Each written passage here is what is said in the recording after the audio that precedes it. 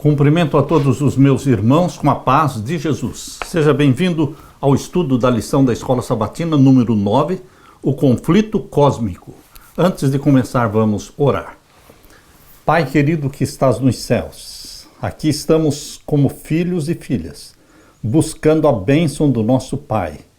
Em nome de Jesus Cristo, nosso Salvador amado, derrama sobre mim e os meus irmãos o Espírito Santo.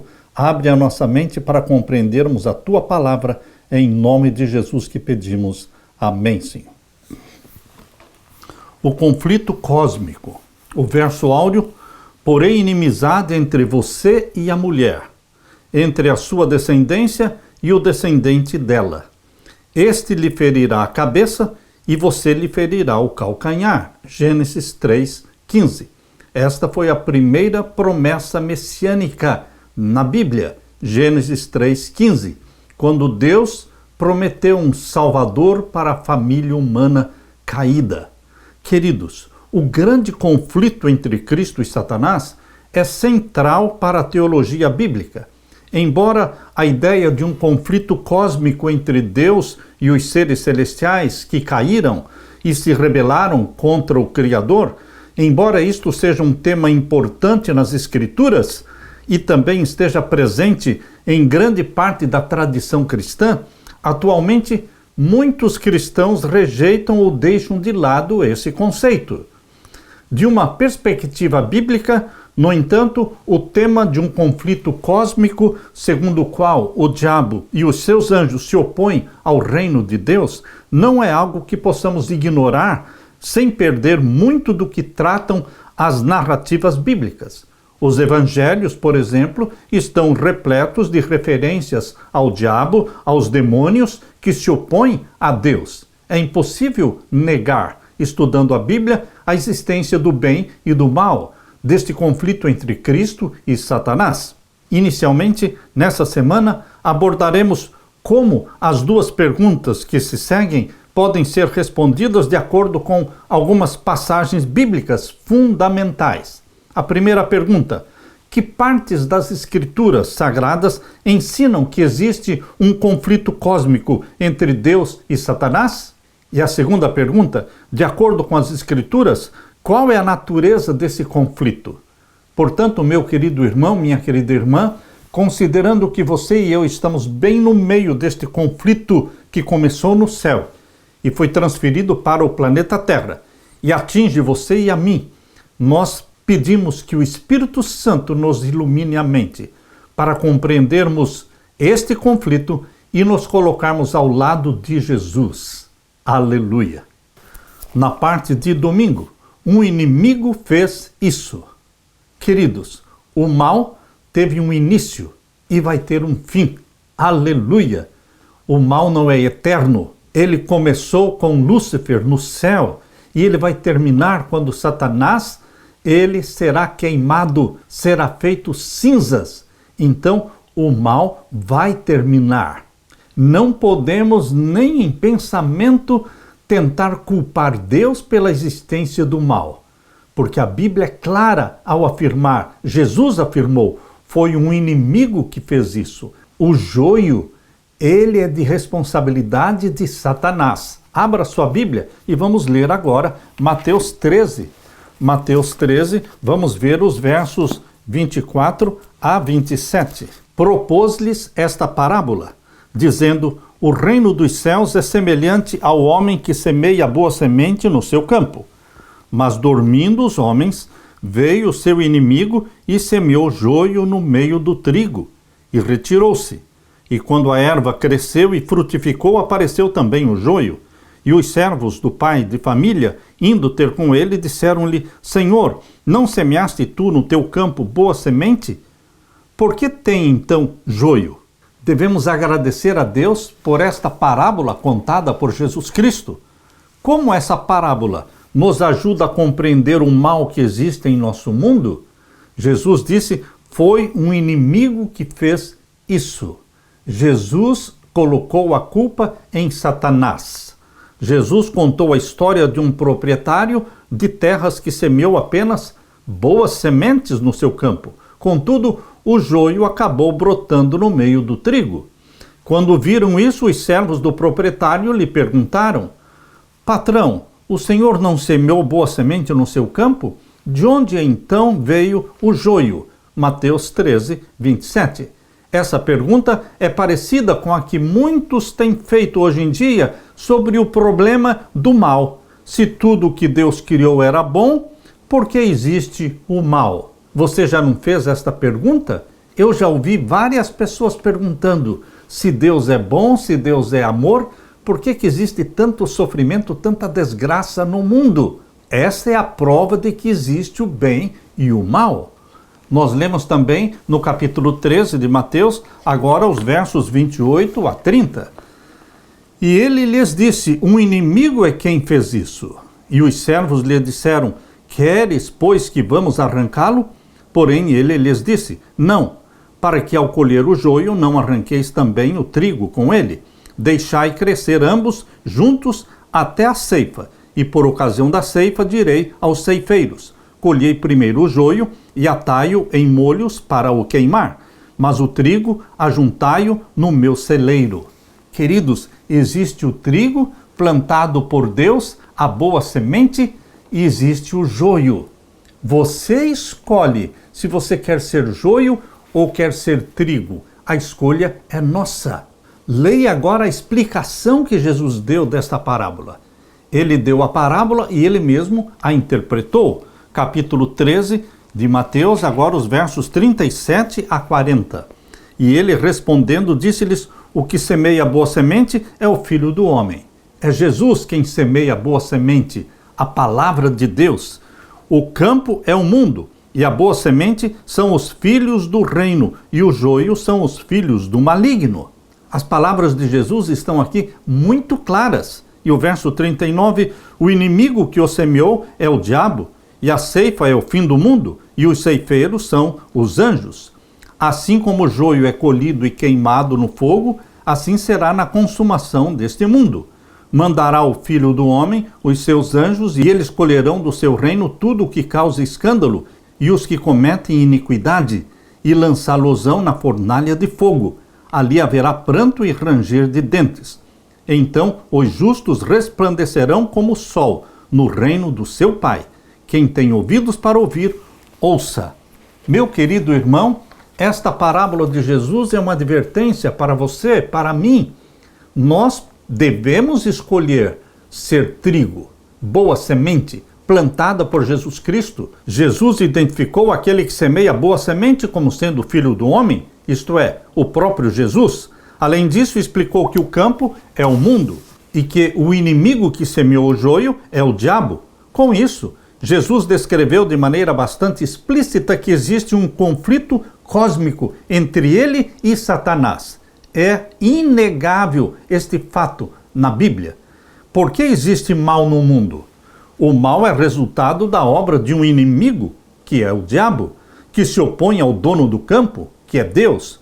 Um inimigo fez isso, disse Jesus. Essa resposta, no entanto, desperta o seguinte questionamento: o Senhor quer que a gente vá e arranque o joio? Mateus 13, 28. Existem pessoas prontas para arrancar o joio.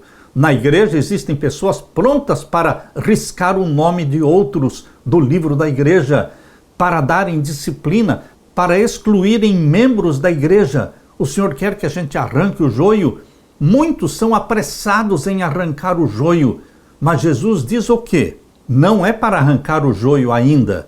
Em outras palavras, muitos dizem: por que não acabar com o mal agora mesmo? Arrancar logo o joio. E o Senhor diz: não façam isso, porque ao separar o joio, vocês poderão arrancar também com ele o trigo. Deixem que cresçam juntos até a colheita. A colheita é a segunda vinda de Jesus. De acordo com a parábola, Deus acabará com o mal, mas arrancá-lo antes do momento certamente resultaria em danos colaterais irreversíveis que acabariam prejudicando o bem. Não tenha pressa, meu querido irmão e irmã, meu querido amigo pastor, meu querido amigo ancião de igreja, não tenha pressa em arrancar o joio, porque existe joio que parece joio, mas é trigo. E existe trigo que parece trigo, mas é joio. quem lê o coração, quem lê os pensamentos é somente Deus. Por isso, não devemos ser apressados em eliminar pessoas da igreja, membros da igreja. É tão difícil conquistar uma alma para Cristo e facilmente as pessoas riscam esta pessoa da igreja e a excluem. Jesus está dizendo que nós deveremos ser prudentes e cautelosos para não fazer a obra de Satanás quando estamos achando ou pensando que estamos fazendo a obra de Deus.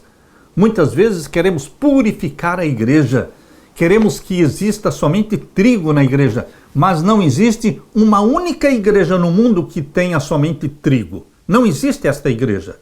Nem a nossa igreja, nem as igrejas protestantes em geral, nem a igreja católica, ela não é somente trigo e ela também não é somente joio.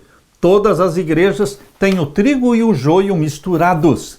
E nós deveremos orar uns pelos outros, para que ao ficar contemplando e buscando o joio, não nos tornemos joio também, porque o joio é pegajoso. Só ao contemplá-lo nos afeta. Deveremos nos regozijar em sermos a boa semente e fazermos a obra que Deus nos deu de pregar o Evangelho e não nos preocuparmos tanto, não ficarmos obcecados com o joio. Há pessoas obcecadas com o joio. A vida delas é criticar a igreja, é apontar para o joio, é colocar o foco no joio e elas se tornam joio também, porque o joio é pegajoso, contamina aquele que o contempla. Oremos uns pelos outros, porque todos nós podemos ser trigo ou joio, segundo a decisão que nós fizermos. Nós sabemos que Jesus Cristo, desde o início, quando ele fez o chamado para os seus discípulos, ele sabia que Judas era um joio. Ele conhecia a vida errada de Judas. Ele sabia que Judas era o traidor, mas Jesus Cristo não o excluiu. Jesus Cristo deixou que o tempo amadurecesse a semente do joio, até que chegou o momento em que todos os discípulos entenderam que Judas era joio. Queridos, Jesus Cristo tolerou Judas. Deus no céu tolerou Lúcifer por muito tempo, até que chegou o momento em que ele se rebelou e ele então foi expulso do céu. Mas este foi um processo que demorou muito tempo. Deus é misericordioso. Deus trabalha mesmo com aquelas pessoas que são joio dentro da igreja, porque Deus quer converter estas pessoas. Deus quer reconciliá-las consigo. Deus quer salvar. Satanás quer levar todos para a perdição. E a marca registrada dos filhos de Deus, do trigo dentro da igreja, a marca registrada é o amor, é a bondade, a amabilidade, desejo de salvar, desejo de perdoar, desejo de reconciliar. Que o Espírito Santo seja derramado sobre você e sobre mim, meu irmão, para que sejamos trigo, boa semente plantada por Jesus Cristo, regada pela chuva do Espírito Santo e que produzamos frutos para a honra e glória de Deus. Aleluia! Na parte de segunda-feira, a origem do conflito na terra. Quando o conflito começou na terra, quando Adão e Eva pecaram, nós precisamos entender que este conflito já tinha acontecido no céu. O pecado surgiu no céu e depois foi transferido para a terra. A parábola do joio explica por que existem sementes ruins no campo se o proprietário plantou apenas sementes boas. Essa pergunta está ligada a outra pergunta. Se tudo que Deus criou era bom, como o mal surgiu em nosso mundo? Abra sua Bíblia e vamos ler então Gênesis capítulo 1.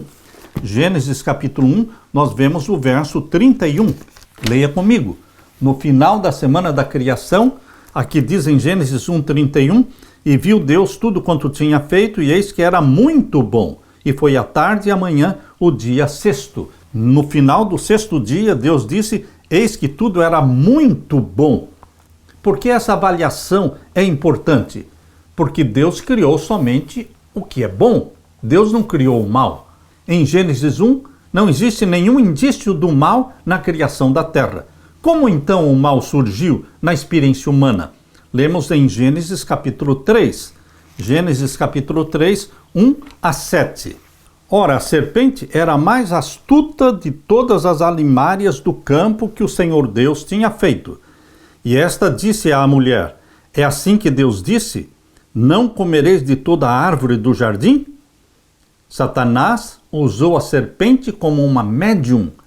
Foi a primeira médium usada, foi a serpente, porque a serpente não falava e nunca vai falar, mas Satanás falou através da serpente.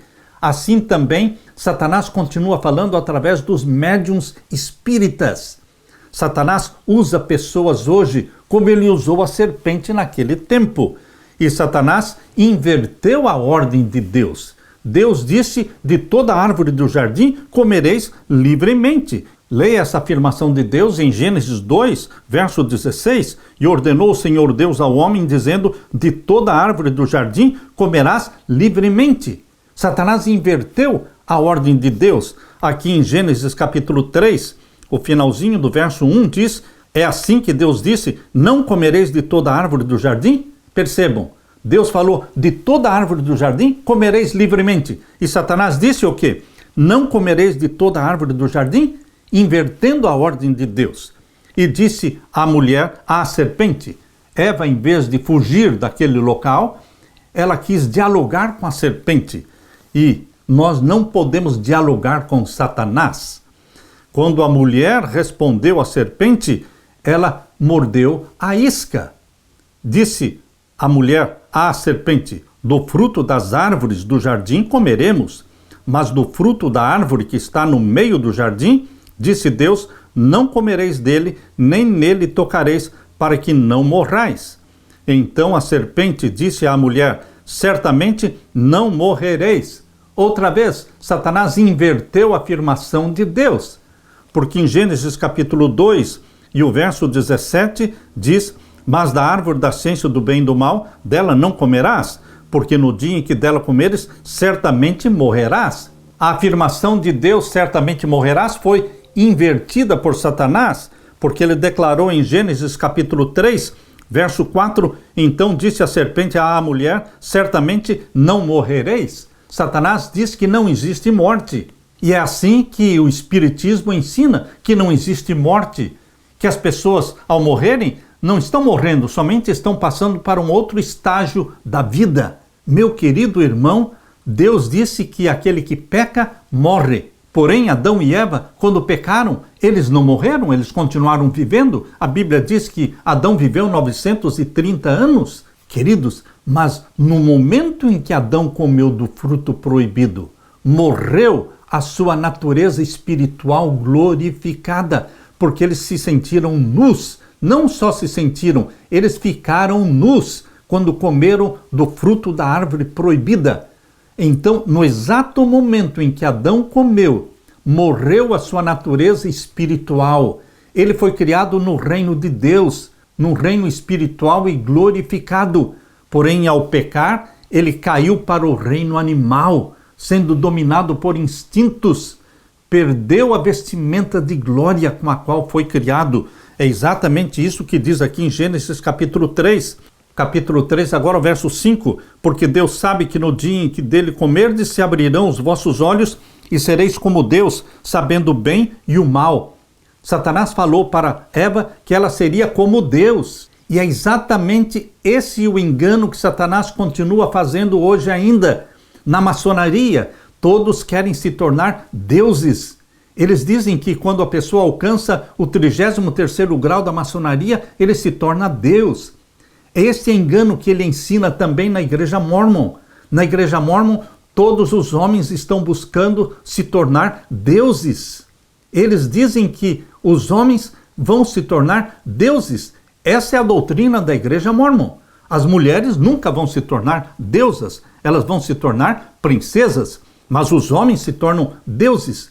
É uma religião que engana, que prega a mesma doutrina falsa que Satanás pregou lá no Jardim do Éden. Tanto no Espiritismo como também na Igreja Mórmon existe a história de que você não morre, você passa a viver num mundo superior, um outro estágio de vida. Meu querido irmão, isso também é ensinado no budismo, é ensinado também no hinduísmo. Queridos, Satanás continua enganando as pessoas com a história de que não morre, você se torna como Deus. E então lemos no capítulo 3, verso 6, e vendo a mulher que aquela árvore era boa para se comer, e agradável aos olhos, e árvore desejável para dar entendimento, tomou do seu fruto e comeu, e deu também ao seu marido, e ele comeu com ela. E então foram abertos os olhos de ambos, e conheceram que estavam nus, e coseram folhas de figueira, e fizeram para si aventais. Quando Adão comeu, desapareceram as vestimentas de glória. Eles foram criados no reino espiritual de Deus, santos e glorificados. Porém, ao pecarem, foram rebaixados para o reino animal, dominado por instintos. Perderam a vestimenta de glória. Adão era o representante de Deus na terra. Ele era o cabeça. Deus o investiu de autoridade. Quando ele comeu do fruto proibido, ele se tornou submisso e servo de Satanás, transferindo para Satanás toda a autoridade que Deus deu a ele.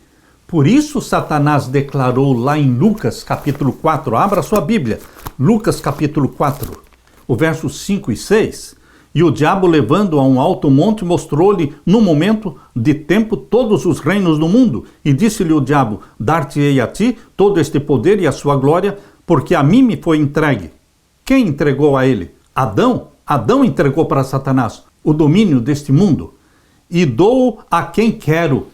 A mim me foi entregue quando Adão pecou, e eu dou a quem eu quero. Queridos, Satanás é o príncipe deste mundo. Mas Jesus Cristo veio exatamente para se opor a Satanás. Ele venceu a Satanás no céu, por isso Satanás foi expulso do céu. E quando Jesus nasceu na terra, viveu uma vida perfeita, uma vida pura e santa, e ele venceu a Satanás também. Cristo é o grande vitorioso, e porque ele venceu, nós também venceremos. Abra sua Bíblia em Apocalipse 12, vamos ler então os versos 7 a 9. E houve batalha no céu. Miguel é um nome de guerra de Jesus Cristo. Miguel e os seus anjos batalhavam contra o dragão, e batalhava o dragão e os seus anjos, mas não prevaleceram, nem mais o seu lugar se achou nos céus. E foi precipitado o grande dragão, antiga serpente, chamado o Diabo e Satanás, que engana todo mundo. Ele foi precipitado na terra, e os seus anjos foram lançados com ele. Quando Satanás foi lançado do céu para a terra era sem forma e vazia, exatamente como está em Gênesis capítulo 1 e o verso 2. Lemos aqui: e a terra era sem forma e vazia. Já existia o planeta, mas era sem forma e vazio. E Satanás foi lançado do céu para a terra, antes de Deus criar Adão e Eva. Antes de Deus dar forma e beleza à terra. Aqui no capítulo 1, verso 3, Deus disse, haja luz e houve luz. Foi o primeiro dia da semana da criação. Mas Satanás foi lançado do céu para a terra antes do primeiro dia da criação. Só existia o planeta. E o planeta era sem forma e vazio, diz aqui o capítulo 1, verso 2. E a terra era sem forma e vazia, e havia trevas sobre a face do abismo. Como era o planeta Terra antes de Deus dizer, haja luz e houve luz? Era um abismo, sem forma e vazio. E o Espírito de Deus se movia sobre a face das águas. Meu querido irmão, quando Satanás foi expulso do céu para a terra, já existia o plano da salvação. O pecado já tinha acontecido no céu. Ele foi expulso para o planeta Terra. Mas o plano da semana da criação e de criar Adão e Eva, este plano já existia. Deus criou a família humana para ser uma solução para o problema do pecado que começou no céu, mas não foi resolvido no céu. O problema do pecado está sendo resolvido aqui, na família humana. É aqui que Jesus se tornou homem, Deus o Filho, Criador do homem. Ele se tornou homem, viveu entre nós, se uniu a você e a mim por laços eternos. Eternamente ele será homem, Deus homem, 100% Deus, 100% homem. E aqui foi resolvido o problema do pecado. Por quê? Deus foi revelado através de Jesus Cristo como um Deus de amor, de misericórdia, de bondade. E você e eu, filhos e filhas de Deus, que vivemos em submissão a Jesus Cristo, santificados pelo Espírito Santo, o Espírito Santo habitando em você e em mim. Nós somos templos do Espírito Santo, nós somos obedientes a Deus por amor a Ele. Então, nós estamos refutando em nossa vida, estamos refutando as acusações que Satanás fez contra Deus, o nosso Pai.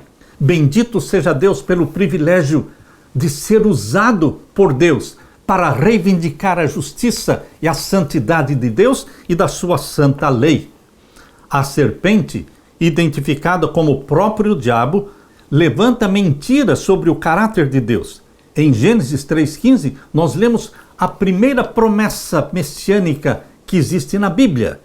A declaração de Deus à serpente de que o descendente da mulher é Jesus, que ele esmagaria a cabeça da serpente. Muitas vezes isso é mencionado como sendo a primeira proclamação do Evangelho. Exatamente, é a primeira proclamação do Evangelho feito nas Escrituras, e com essa promessa é reforçada a realidade do conflito que existe entre o bem e o mal, porque Deus disse: porém inimizade entre ti e a mulher. Ou seja, a mulher representa a igreja de Deus. E a semente da mulher é Jesus Cristo, o Salvador do mundo. Queridos, Deus colocou inimizade entre os filhos dos homens e os filhos de Deus. Não podem dois andarem juntos se não estiverem de acordo. Os filhos dos homens estão de acordo com Satanás. Nós, os filhos de Deus, vivemos de acordo com a vontade de Deus. Somos gerados pelo Espírito Santo. O Espírito Santo implanta em você a mente santa de Jesus. E o nosso privilégio e a nossa alegria e deleite é obedecer a Deus. A minha meditação de dia e de noite é meditar na tua lei, ó Deus. Aleluia! Na parte de terça-feira, a origem do conflito no céu. Os capítulos 1 até o capítulo 3 de Gênesis são suficientes para mostrar que o mal existia antes da queda de Adão e Eva. Antes de Adão e Eva pecarem, já existia o mal. Qual é a prova bíblica aqui em Gênesis? A árvore da ciência do bem e do mal já estava no meio do jardim. Aqui diz claramente no capítulo 3, leia comigo, o capítulo 3 e o verso 3. Mas do fruto da árvore que está no meio do jardim, disse Deus: não comereis dele, nem nele tocareis, para que não morrais. Então, no meio do jardim do Éden, existiam duas árvores especiais. A árvore da vida, isso você pode ver aqui no capítulo 2 e no verso 9. E o Senhor Deus fez brotar da terra toda árvore agradável à vista e boa para a comida.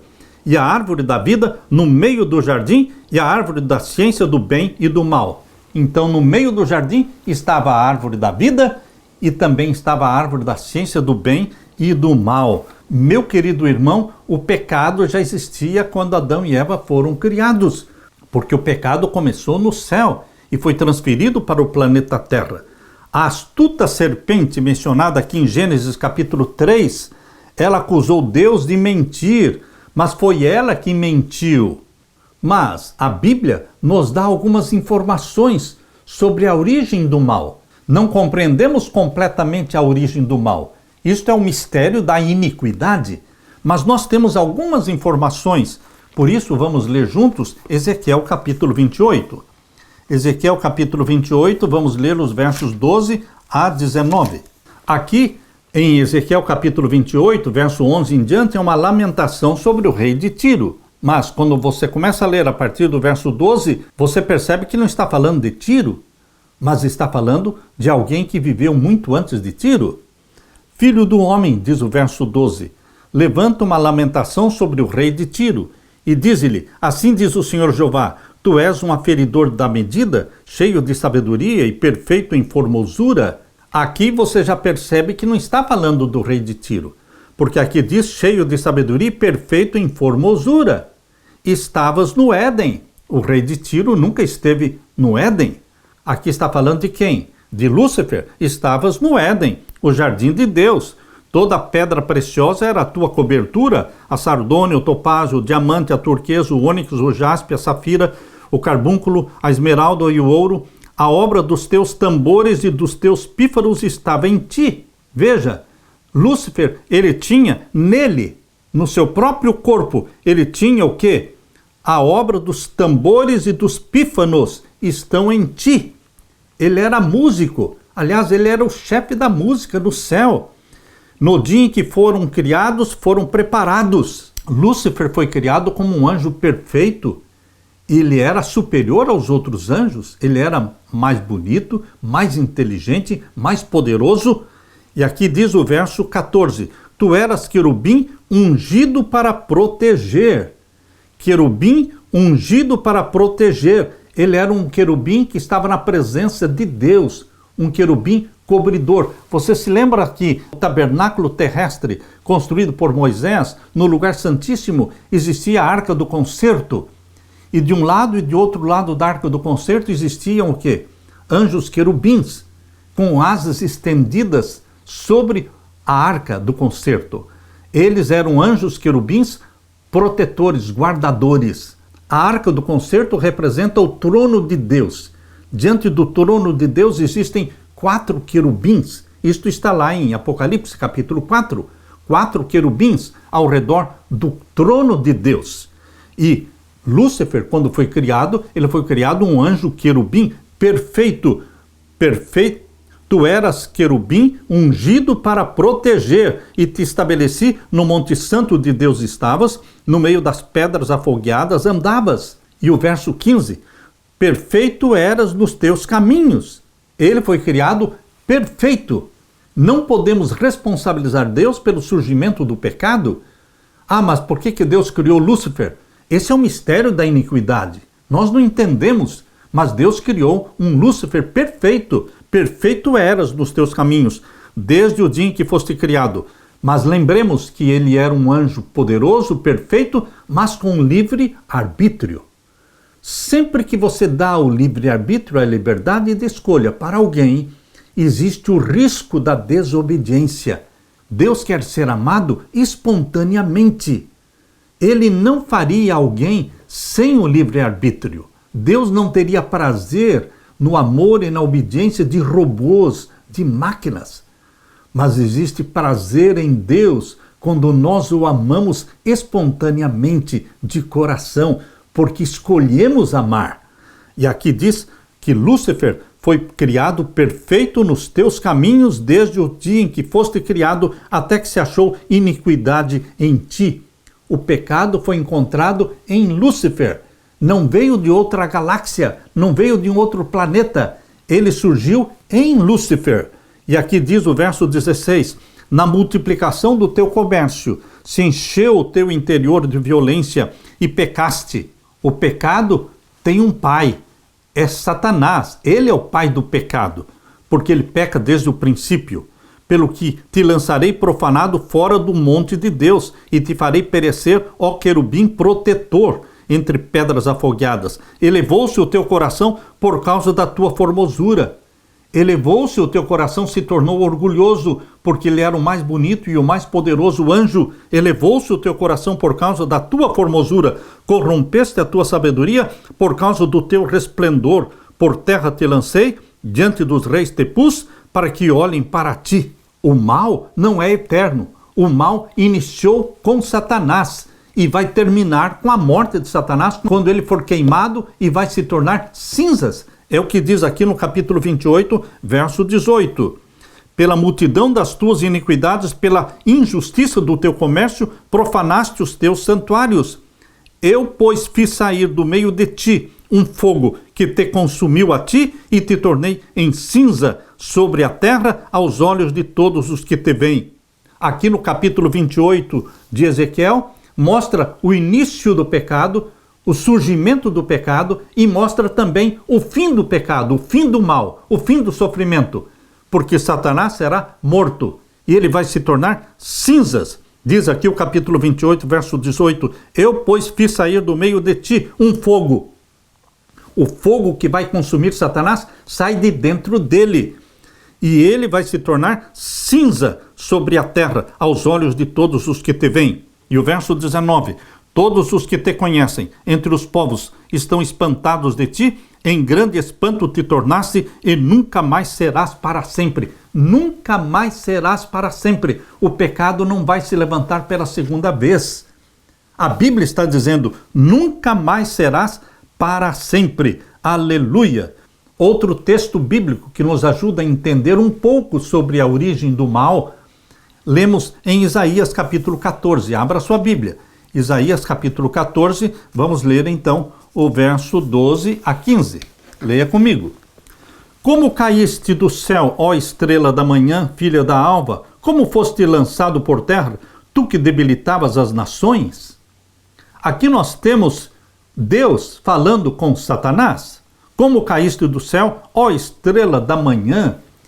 Quando Deus o Filho estava aqui conversando com Satanás, chamou-o de estrela da manhã, filha da alva.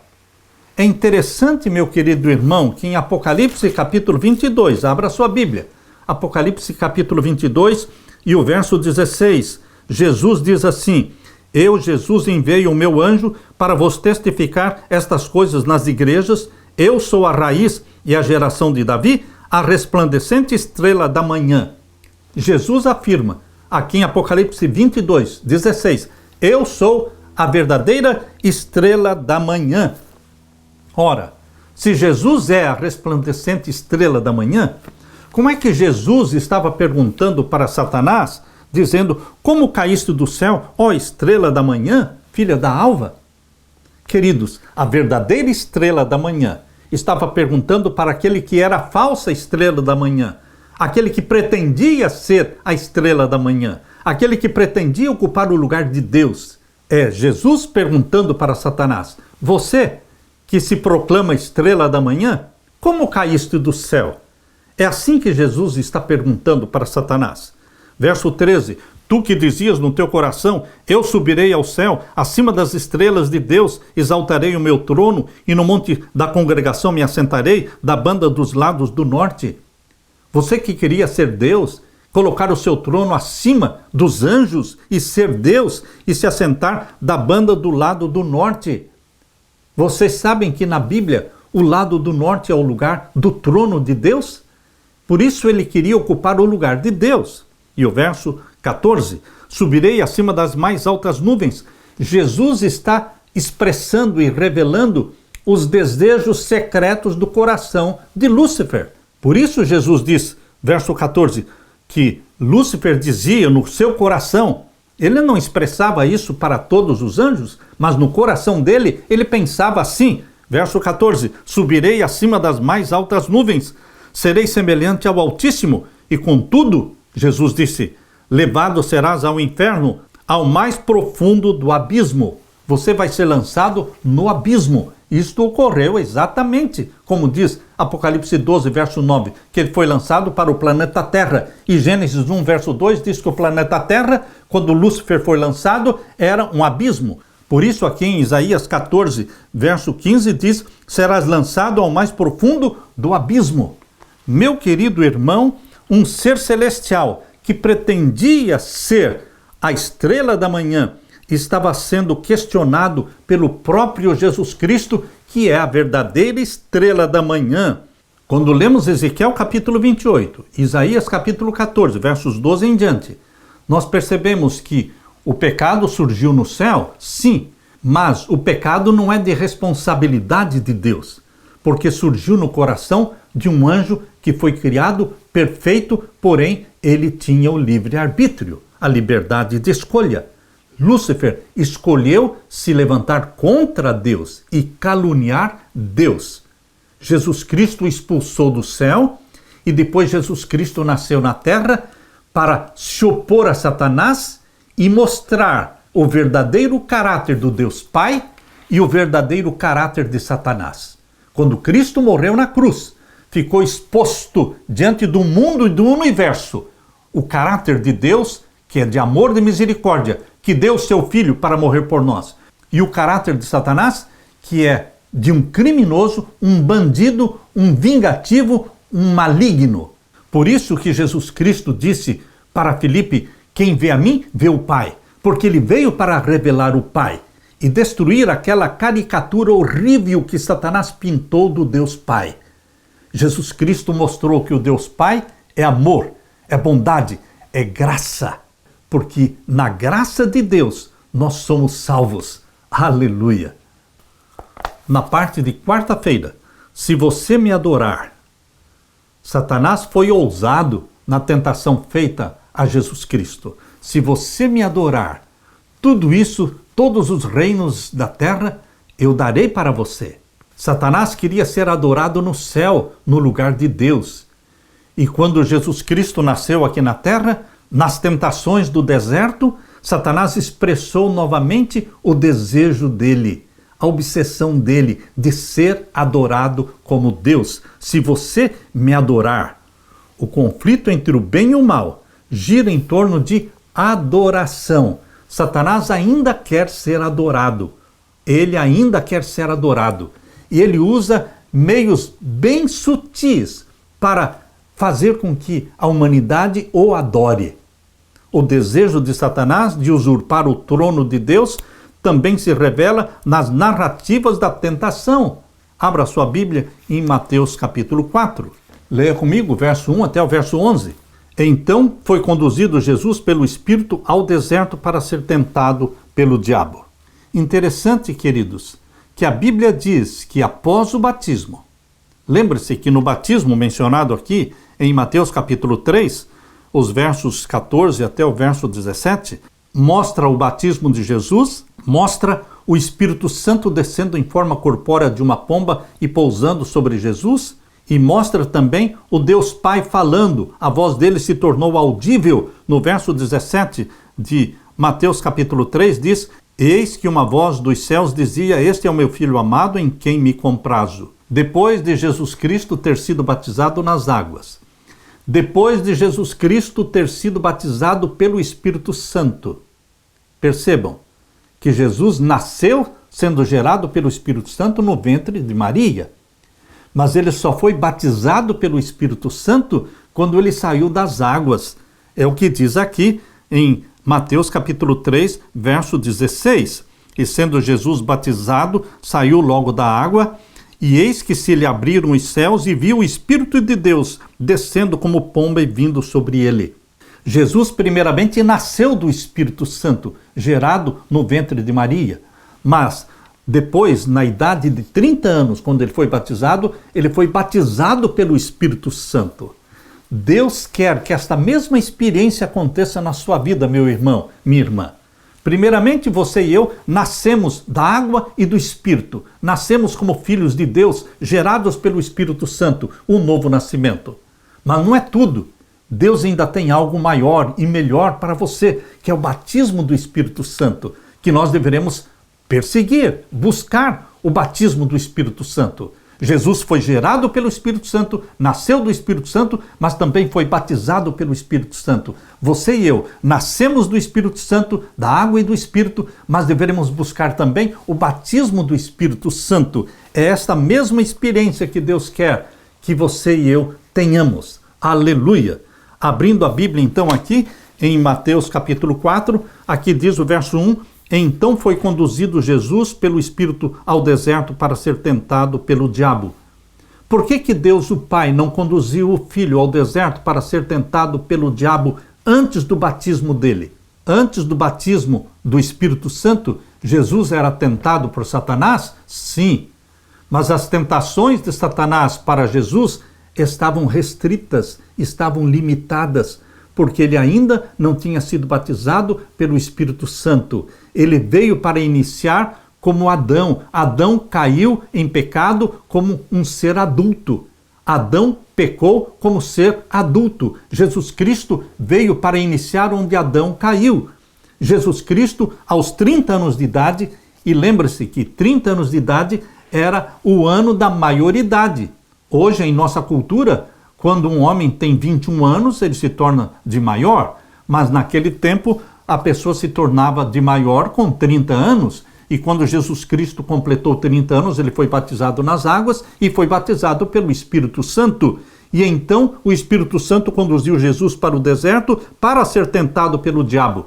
Como eu dizia antes, Antes do batismo do Espírito Santo, Jesus era tentado pelo diabo, sim, mas as tentações eram restritas, porque não tinha chegado o momento. Mas depois do batismo do Espírito Santo, era como que o Deus Pai falando para Satanás: aí está o meu filho, agora você pode tentá-lo do jeito que você quiser. Por isso a Bíblia diz em Mateus 4:1 que o Espírito Santo levou Jesus para o deserto para ser tentado pelo diabo. Deus o Pai expôs o Filho a Satanás, dizendo: aí está o meu filho, batizado pelo Espírito Santo. Agora você o tente como você quiser. Agora não existem mais restrições ou limitações. Faça como você quiser. Tente-o. E Jesus então jejuou 40 dias. E Satanás se manifestou para tentar a Jesus Cristo por 3 vezes. Diz aqui em Mateus 4, agora o verso 3. E chegando-se a ele, o tentador disse: se tu és o Filho de Deus, manda que estas pedras se tornem em pães. A primeira tentação de Satanás para Jesus foi com relação ao apetite. Fazia muito sentido, porque Jesus estava há 40 dias sem comer, estava morrendo de fome, estava como pele e osso.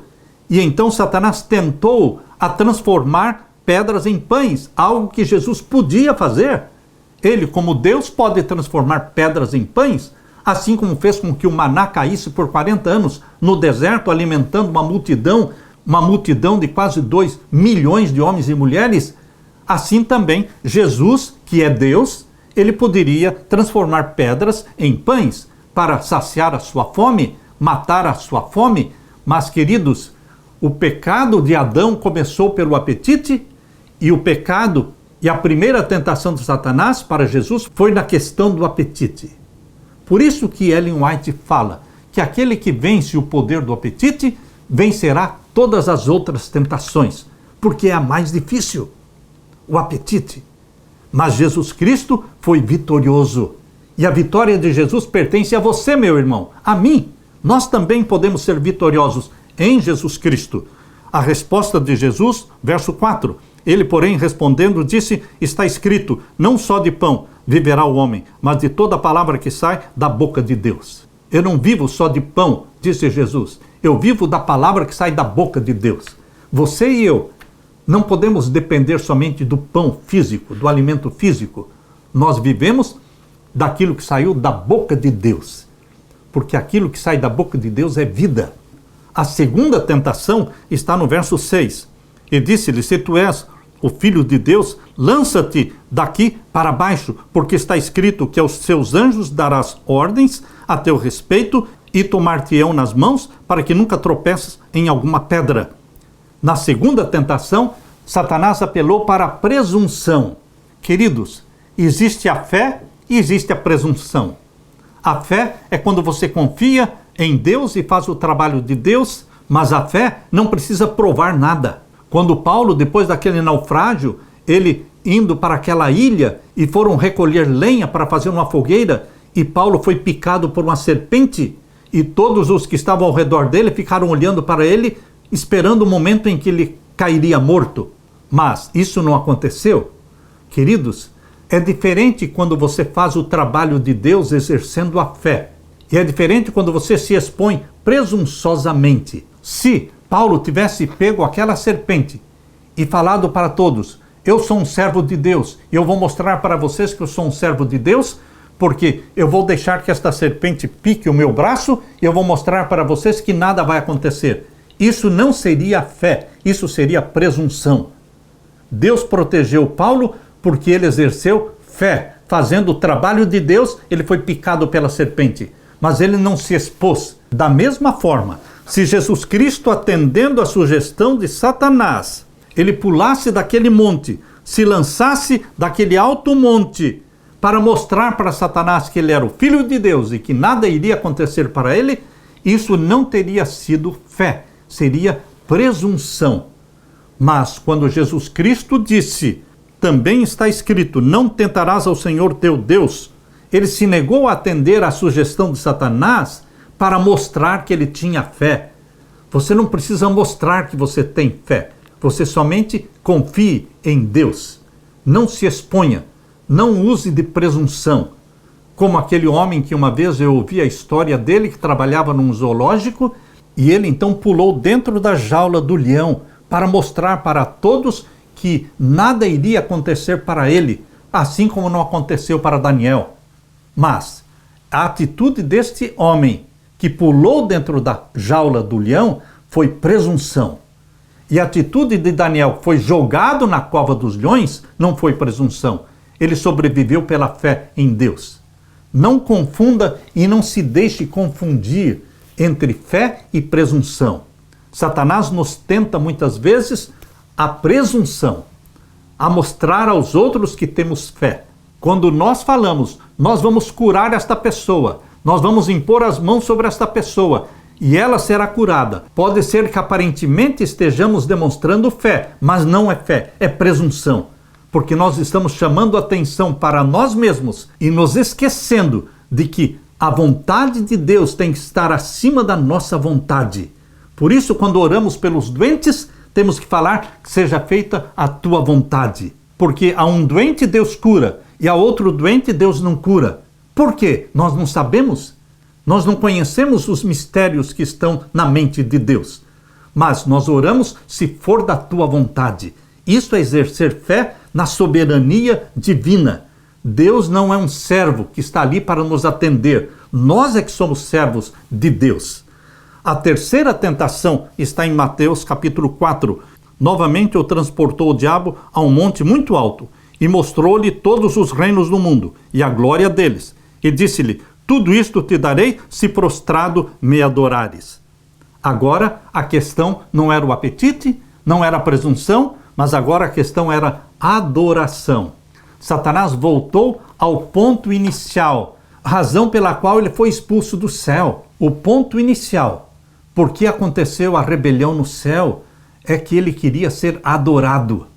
Satanás quer ser adorado ainda hoje, mas Jesus Cristo venceu o poder do apetite, Jesus Cristo venceu o poder da presunção e Jesus Cristo venceu também a tentação da adoração, porque ele respondeu o que está aqui em Mateus capítulo 4, verso 10. Então disse-lhe Jesus: vai-te, Satanás, porque está escrito: ao Senhor teu Deus adorarás e só a ele servirás. Então o diabo o deixou, e eis que chegaram os anjos e o serviram. Jesus comeu quando o Pai enviou os anjos para trazerem comida para que ele comesse. E então os anjos vieram e o serviram. Não foi ele que preparou a comida dele. Ele esperou pela vontade do Pai, pela manifestação do Pai. Nós temos que esperar em Deus, meu querido irmão. Nós somos muito apressados.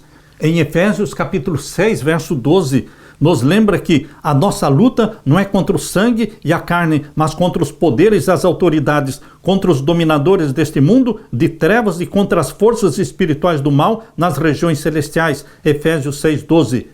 Você e eu não estamos lutando contra homens e mulheres. Nós estamos lutando contra as forças espirituais das trevas, contra os demônios. E o nosso esconderijo é Jesus Cristo. Temos que nos esconder em Jesus, temos que nos submeter a Jesus Cristo, exatamente como diz em Tiago, capítulo 4, verso 7. Sujeitai-vos a Deus, e então resisti ao diabo, e ele fugirá de vós. Primeira coisa, submissão a Deus. E então poderemos resistir ao diabo. E então ele fugirá de nós. O primeiro ponto, meu irmão, é submissão a Deus. Aleluia! Na parte de quinta-feira, a natureza do conflito cósmico. Como é possível um conflito entre Deus e Satanás? Como alguém poderia se opor ao Todo-Poderoso? Se o conflito cósmico fosse simplesmente por poder, teria acabado antes de começar. Porque era óbvio que Deus, o Criador, era muito mais poderoso. Não tinha como comparar o poder do Criador, que é Deus, e Satanás, que é uma criatura. Então o conflito cósmico não é pela questão do poder. O motivo deve ter sido outro.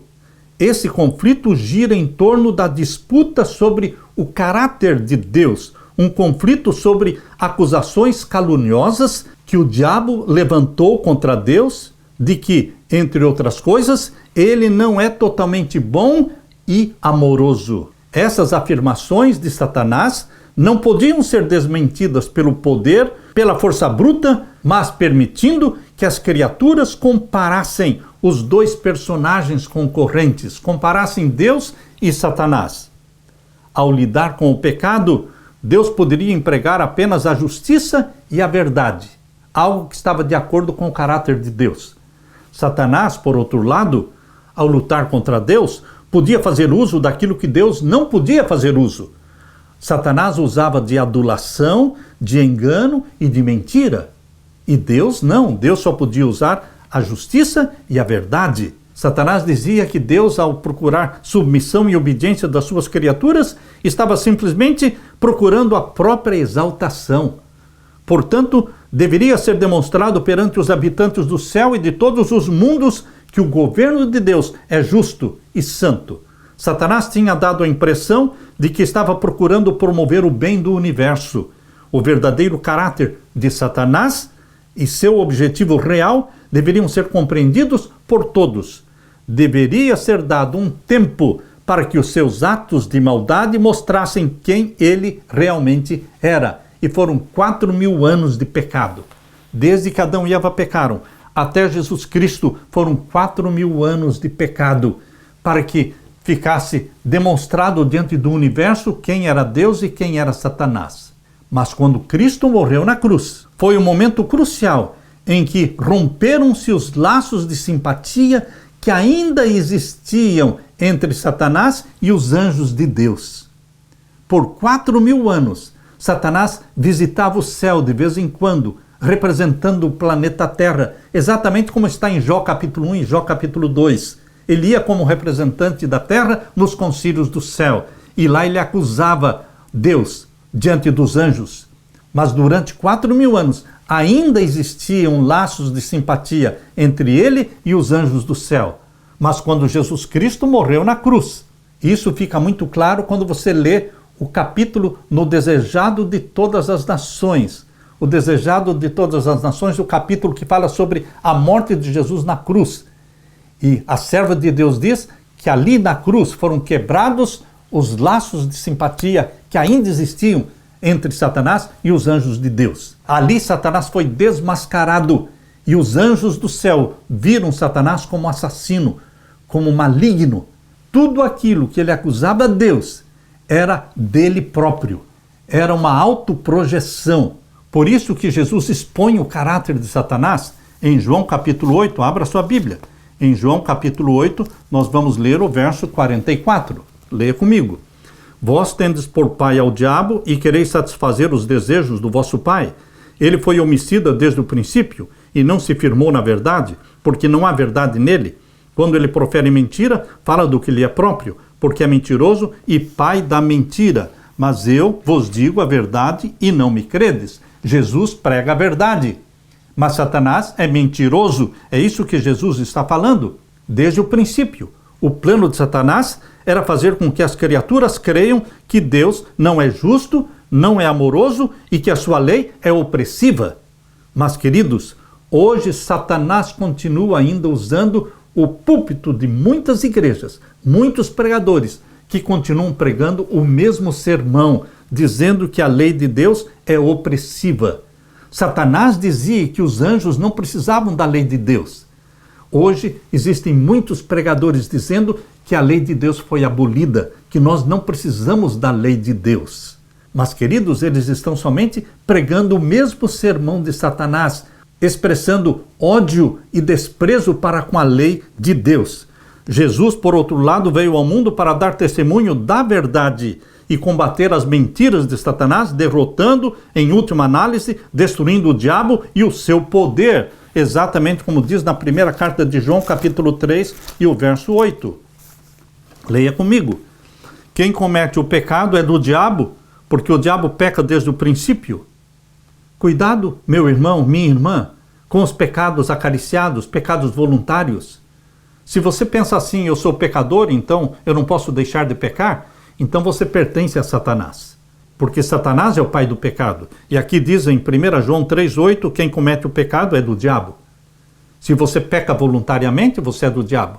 E quando você peca por ignorância, você não é do diabo, porque você pecou por ignorância. Mas os pecados voluntários são pecados que são acariciados, são aqueles pecados que são cometidos conscientemente. Isso mostra que você não é de Deus, porque o diabo peca desde o princípio. Para isto o Filho de Deus se manifestou para desfazer as obras do diabo. E agora o verso 9, qualquer que é nascido de Deus não comete pecado voluntariamente. Obviamente você e eu cometemos pecados e somos nascidos de Deus e cometemos pecados, pecados por ignorância, pecados não planejados. Existem pecados não planejados. Quando você perde a paciência com alguém, você não planejou fazer isso. Mas, seja no trânsito, ou seja numa discussão com alguém, você perde a paciência e ofende a pessoa, você não planejou, mas você pecou. Então, nós pecamos muitas vezes por ignorância, outras vezes pecamos pecados não planejados, mas aqueles que nascem de Deus, que são guiados por Deus, não vão pecar voluntariamente. Se nós pecarmos voluntariamente e pedirmos perdão, Deus vai nos perdoar. Mas aqueles que são nascidos de Deus e mantêm comunhão com Jesus Cristo e recebem a unção do Espírito Santo, eles não estarão pecando voluntariamente. É este o texto aqui de 1 João 3,9. Qualquer que é nascido de Deus não comete pecado. Que tipo de pecado? O pecado voluntário, o pecado consciente, porque a sua semente permanece nele e não pode pecar, porque é nascido de Deus. Nós deveremos ter cuidado, porque aqui na primeira carta de João, capítulo 1, verso 8, diz assim: se dissermos que não temos pecado, enganamo-nos a nós mesmos e não há verdade em nós. Então nós somos pecadores e nós pecamos muitas vezes e Deus nos perdoa porque nos arrependemos. O Espírito Santo nos dá o arrependimento e nos conduz à confissão dos nossos pecados. Nós não caímos da graça quando pecamos. Agora, se continuarmos pecando voluntariamente, nós vamos entristecer o Espírito Santo e vamos demonstrar que não somos nascidos de Deus. Porque aquele que é nascido de Deus não continua pecando voluntariamente, conscientemente. Satanás domina os seres humanos através do pecado. Quando pecamos, nos tornamos servos de Satanás. Jesus Cristo veio para quebrar as algemas do pecado. Nós não podemos ser presas de Satanás. Cristo veio para nos libertar, mas Jesus Cristo quer não somente nos perdoar pelos pecados que já cometemos, Ele também quer batizar você com o Espírito Santo. Ele quer fortalecer você espiritualmente. Ele quer que você seja o templo do Espírito Santo, porque somente assim Deus vai nos libertar do poder do pecado. Que Deus encha a sua mente com esta alegria, com esta certeza, com esta esperança. Justificados, santificados e glorificados pela fé em Jesus Cristo. Aleluia, aleluia. Deixe-me orar com você. Pai querido que estás nos céus, obrigado porque em Jesus Cristo temos justificação, santificação e vamos ter também a glorificação. Derrama o Espírito Santo sobre mim e os meus irmãos. Que o Espírito Santo viva em nós, pois é em nome de Jesus que pedimos. Amém, Senhor. Deixo com você, meu irmão, minha irmã, a paz de Jesus. Amém.